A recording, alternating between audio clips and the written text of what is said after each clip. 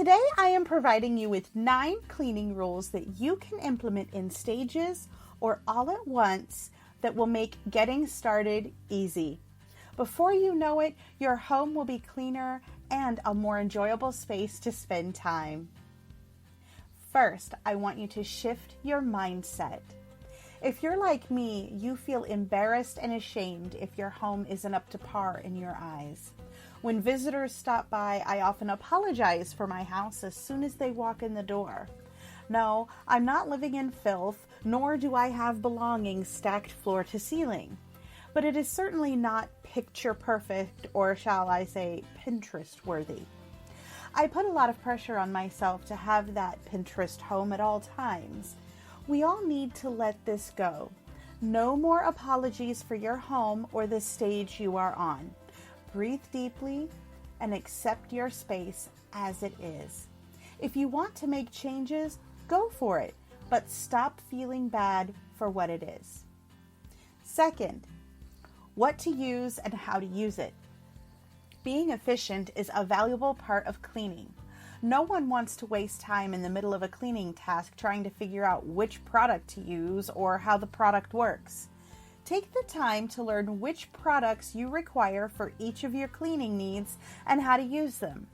Make a list for easy reference so you can tackle those messy jobs with confidence.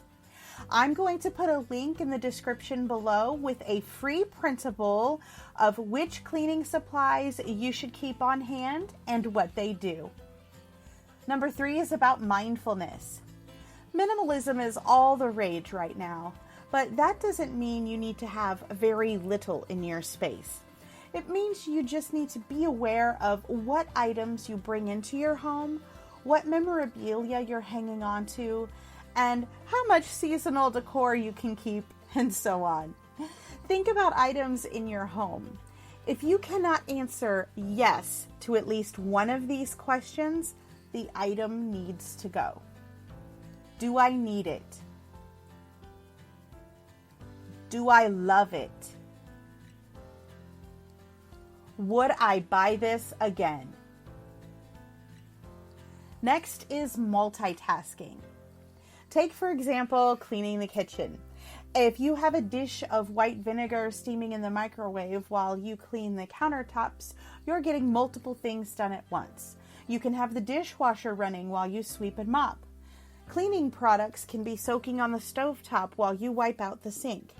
Multitasking will save you a lot of time and a ton of effort.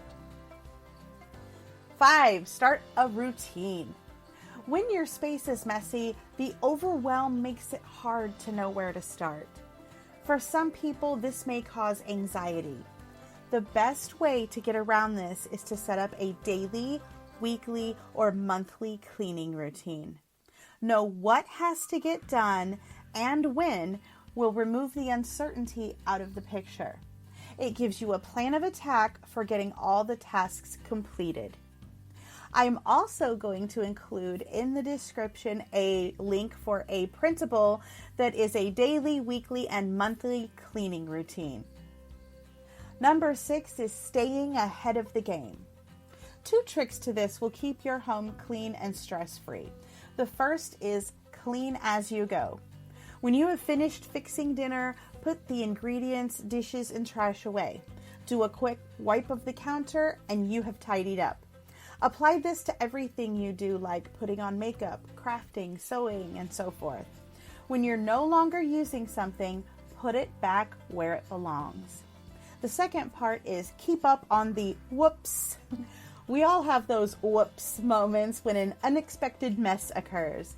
Keeping up on these as they happen will reduce how difficult things are to clean and how much cleaning has to be done all at once. Mess attracts mess. Don't let things build up. It will cause stress and disorder, landing you right back in the overwhelm of square one. 7th is enlist help. If you live with other people, including kids, everyone needs to pitch in and help when it comes to cleaning. Everyone contributes to the mess, so everyone needs to help clean it. It is a shared responsibility. Have others pick tasks that they'd like to do. You can make a list of tasks and have them sign up for the ones they choose to do. No one person should have to do it all. Number 8, never empty-handed. Whenever you're leaving a room, check around for items that don't belong there. Take them with you as you go and put them away where they belong. For example, if there's a pair of slippers or a cup in the living room, as you leave the space, take the items to the space they belong in. This is a great habit to get into and significantly cuts down on clutter buildup. And last on the list, number 9 is give yourself a break. While I'm talking to everyone when I say this, I particularly want to emphasize it to my fellow perfectionists out there.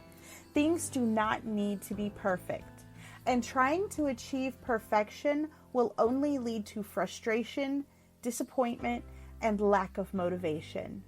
Just do what you can as you can. Bit by bit, your space will be transformed. You have to allow yourself the time to develop new skill sets and habits. It may take a couple of weeks or a few months, but you'll get there. Okay, so that's it for today's video. Tell me in the comments below, what are your cleaning hacks that save you time or effort? Do you have a cleaning routine that really works? Let me know down below. Have a great day, and I will see you next time.